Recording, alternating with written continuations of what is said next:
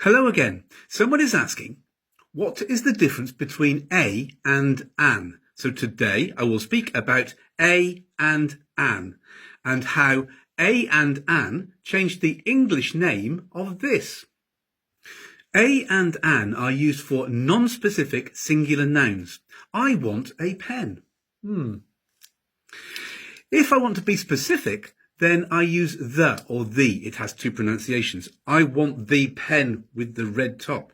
Or I can use this. I want this pen. Or I can use your. I want your pen. English letters are split into consonants and vowels. Consonants are percussive. B, k, d, f. Vowels are not percussive. A, e, I, a. With consonants, we use a. We say a book,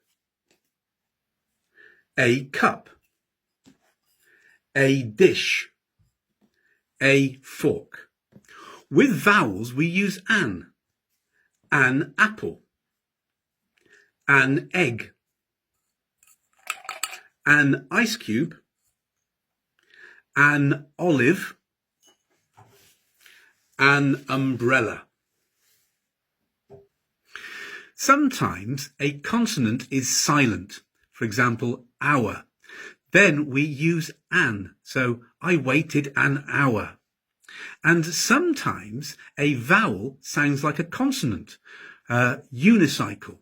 The man is riding a unicycle. It sounds like it begins with a Y, unicycle.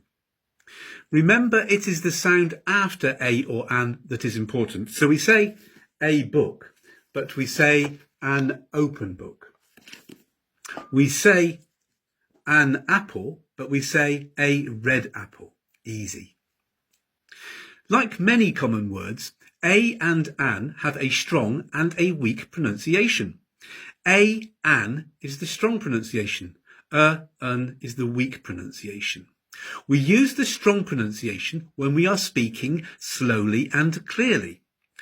I have a pen. I have an apple. We also use the strong pronunciation if we want to stress that there is only one of something.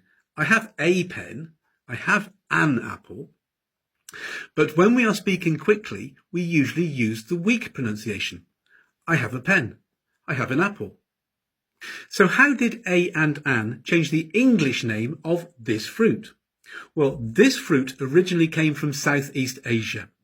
Its name came through Sanskrit and Persian and Arabic and eventually reached England around 1200. At that time, the English language was a mixture of Old French and Anglo-Saxon. The normal name for this in Europe was naranj or naranja, and the English called it a naranj.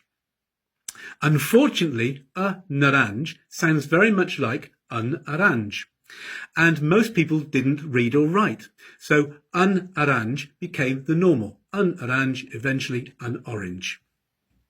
Interestingly, before the orange arrived, we didn't really have a word for the colour orange, and we called most things red, and we still call these things red today. So red hare, red fox, red deer, red kite. Anyway, I hope that helped a little, and I'll see you next time. Bye.